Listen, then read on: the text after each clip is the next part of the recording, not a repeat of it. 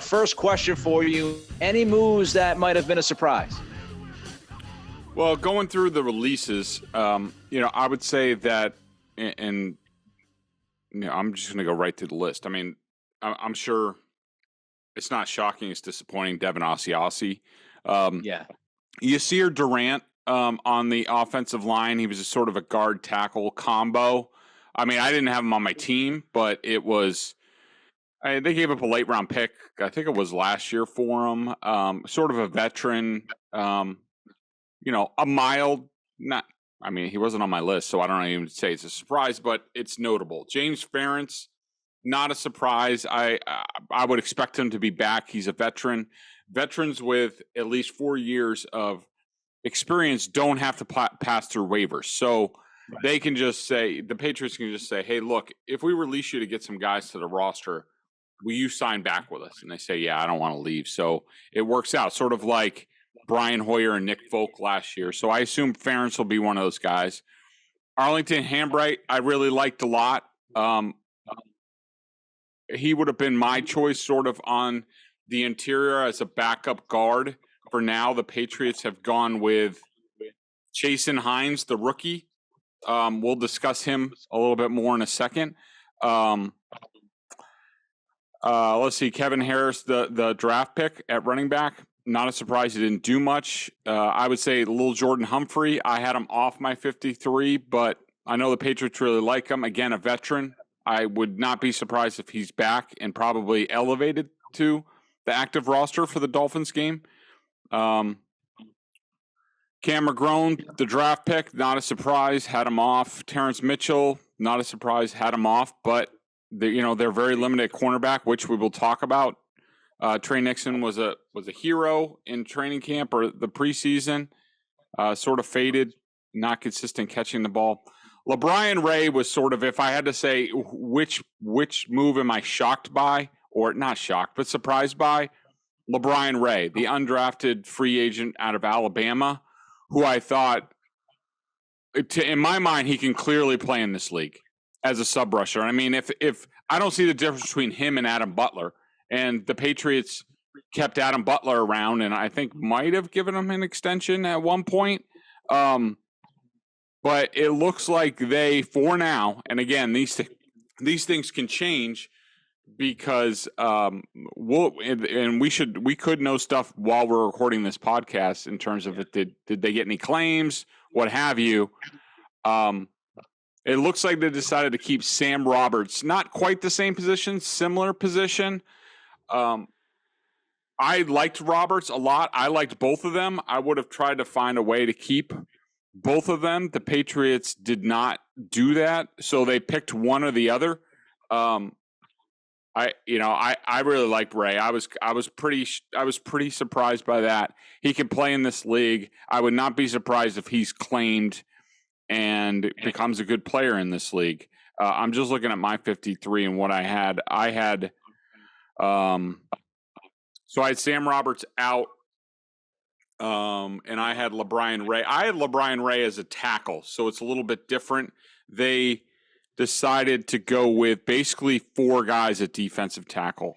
I wouldn't include Roberts there. I mean, I guess he's more of an end like Dietrich Wise Roberts is, and so they're really only going with 4 guys in the interior. They're going with Godchow and Davis as nose tackles. They're going with Barmore and Guy. It's a little skinny for my liking, but that's what they decided to do. And let's see, Cody Rusey, the center, was a guy that a lot of people had on their roster. I thought he's a guy who's destined for the practice squad. Will Sherman, would love to have him back on the practice squad. My most improved guy over his rookie year to this year. J.J. Taylor, a little bit shocking considering the Ty Montgomery injury. That might tell you that Montgomery might not be out very long. Hopefully that's the case because they really need him. But I would say those are sort of my thoughts in the more controversial picks.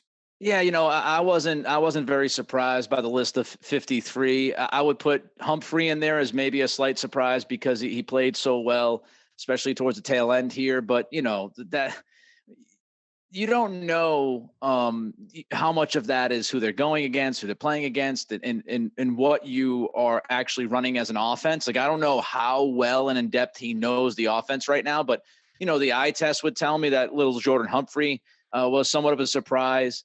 I agree with you, LeBron Ray. Looks like Mitchell might have kind of leapfrogged him a little bit, and they've decided, as you said, to stay a little skinny inside.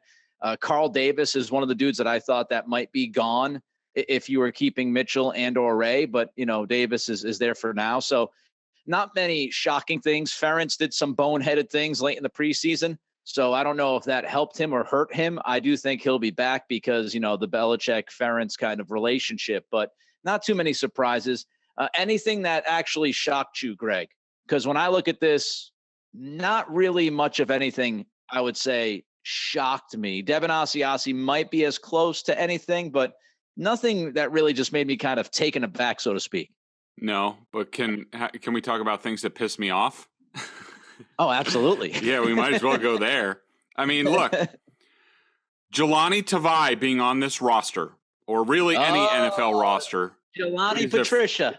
It's a freaking travesty. And God, I swear to God, if LeBron Ray goes somewhere and is a really good sub pass rusher, meanwhile, Jelani Tavai's on this freaking roster, I'm going to be even more pissed than I already am. I mean, no, there's nothing shocking about this, Nick. You know why? Because this roster isn't any good. Like it used to, remember when the Patriots used to have like a ton of players on the team where you're like, oh crap, they're going to get released. I remember one year they had like 8 to 10 guys who were claimed by other teams. Like, I mean, out of this group, the only guys who I think that stand a chance to be claimed that, oh God, I have to have him. I mean, I'm going through no, not Trey Nixon. LeBron Ray, Will Sherman, maybe JJ Taylor. Like, that's it. That's it. You know why? Because the roster stinks. It's not any good. They have no good young players coming into the pipeline. I mean, I was just thinking about it before. Let's just deal with the defense, okay? This is Bill's baby, the defense, okay? Dietrich Wise is here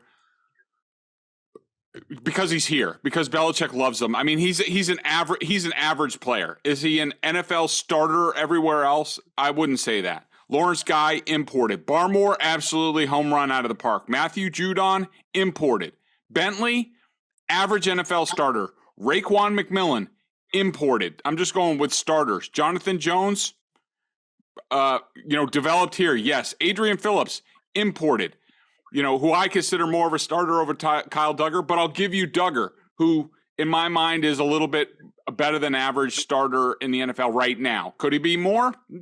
No question. The talent is there. Devin McCourty, homegrown, on fumes. Jalen Mills, imported. Miles Bryant, he's here, but he shouldn't be an NFL slot corner right now. He should be like a sixth player on the defense. So that's just the defense that we're talking about. And that's the side that Bill knows the best. And there's a lack of look. I'm excited about. I like DeMarcus Mitchell. I see him more of an edge guy, like a Matthew Judon type of guy, than say, LeBron Ray. I like Sam Roberts. I think there's something there as a 6th-round pick. I like him. He, to me, his ceiling is being Dietrich Wise. He's the next Dietrich Wise, which, I mean, I don't really know what that gets you. All right, let me jump in for a minute because we do have some news here I want to throw in. All right. That's come across. First of all, Mark Daniels from the Providence Journal, my old stomping grounds, Providence, East Providence. What's up, baby? Miss you, Rhode Island. Cam McGrone has cleared waivers. He'll be signing with the Patriots practice squad, so McGrone will be back on the practice squad. Good. Also, you just talked about guys who might be claimed. There has been a Patriot claimed. Devin Asiasi has been claimed.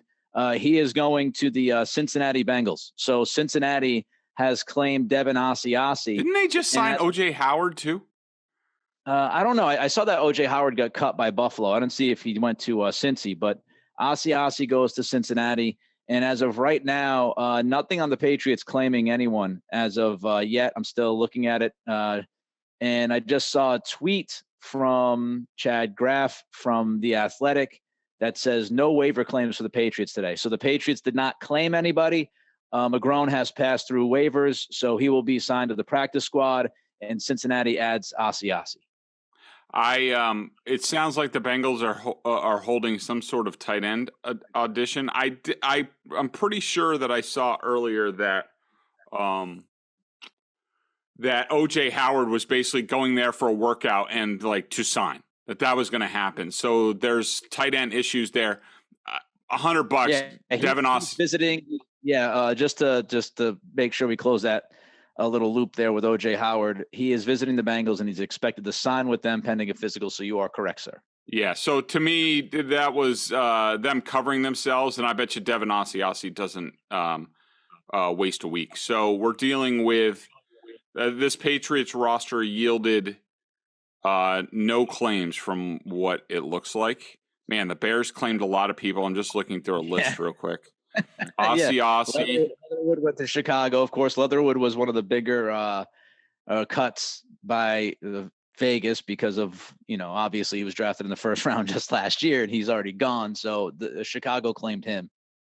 Yeah. So there were no other Patriots claimed. Not a big shock to me. I think that's a reflection on where their roster is right now. And the next shoe to drop.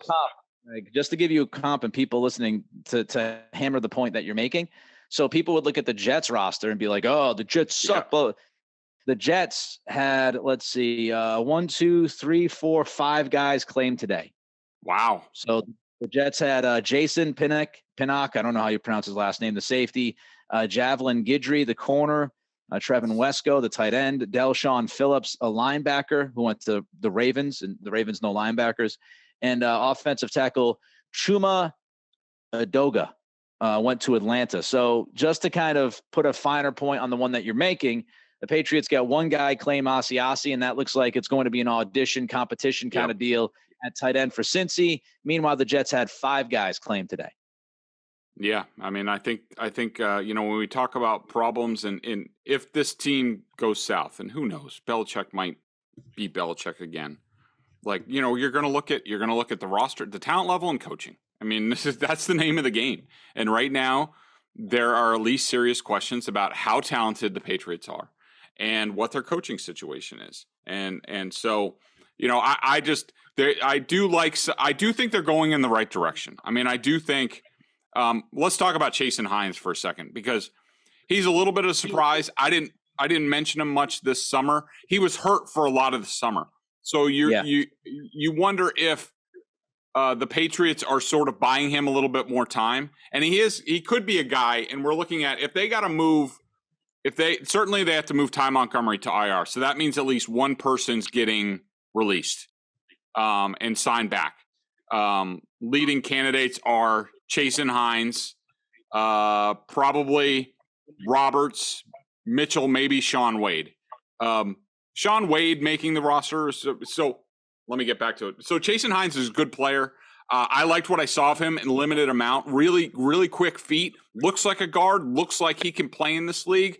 I just didn't have enough data to go on, and I would rather go with Arlington Hambright, somebody who I saw a lot of and was comfortable with and can play tackle some. So, but I could see why they, he was a draft pick, 6th-round pick, has some upside. We'll see what happens. Yeah, Hines was the guy. Please, people, I know what you're going to do. You're going to clip this or you're going to jump all over me. Before you do, take a deep breath. I'm not telling you that Jason Hines is anywhere near close to this person. But when you look at body type, then you look at style of play, a little bit of Shaq Mason in him. You saw some of it in the last preseason game from LSU. The knock on him really was injury. He did when he played pretty well. And of course, LSU, you're talking high level college football, SEC action there. And he's somebody that did show that he could get to the second level and be a pretty damn good run blocker when he's healthy. So I do think there's some potential with him. When you see him again, he kind of looks like Shaq Mason from a build standpoint and even some of style of play standpoint. When I was watching some clips of him over the last couple of days, when you talk about Hines, Greg, you talk about a rookie. And this roster right now, of course, it's the initial 53. So this can change an awful lot, and it likely will. But right now they have 10 rookies on the roster. That, to me, talks about their lack of drafting, the last few years. They did very well a year ago. We'll see what this class brings. But when we talk about from 2018 to 2020, those drafts that really did not bear enough fruit, that's when you have a situation. And of course, they didn't spend a ton of money this offseason because they spent a lot of it last offseason. That means you bring in 10 rookies on your roster. So there's going to be an infusion of youth into this roster. Almost 1/5 of the roster is a first-year NFL player. And that also goes to coaching. You look at Jason Hines, he's not being brought in to be coached by Dante Scarnecchia. He's being brought in to be coached by Matt Patricia. When you have 1/5 of your roster being rookies, that's going to lay at the feet of the coaching staff. So that's another layer to me that we have to pay close attention to, the development of these young guys under this staff. Yeah, for sure, Nick. I think it's certainly interesting, and I'm just trying to compare it to sort of years past. I mean, I've been sort of waging a war against like Belichick in recent years to take more younger players instead of veterans. And did he do more of that this year? I mean, I guess a little bit. I mean, I just wish the talent level was a little bit higher. I mean, we're talking about, Cole Strange obviously has the talent to be a frontline starter in this league. There's no question about that. It's a question of when with him. Chasen Hines, 6th round pick. Bailey Zappi, 4th round pick, where, let's be honest, does he really need to be on this roster? No. I mean, not if you had another guy waiting in the wings, maybe with a little bit more upside. Pierre Strong, 4th round pick, never showed. That's a complete future bet, because he never showed anything that he's capable of, being a really good NFL player. He never showed that once this summer. DeMarcus Mitchell, NFL body, college free agent. Sam Roberts, 6th round pick. Brennan Schooler, undrafted special teams, Belichick special. And you have Jack and Marcus Jones at 4th and 3rd round picks. So we're not talking about, at least as rookies, that the NFL reflected and said, these guys are top level talents. But, I mean, and I don't think a lot of them have a very high ceiling. Cornerbacks, we'll see. I think Marcus Jones is a little small. I think Jack Jones, with development and getting in the weight room, I think he could be a starter. He might need to be this year. But I just wish the Patriots were a little bit further along in terms of their youth movement, because the ceiling for a lot of these guys looks limited.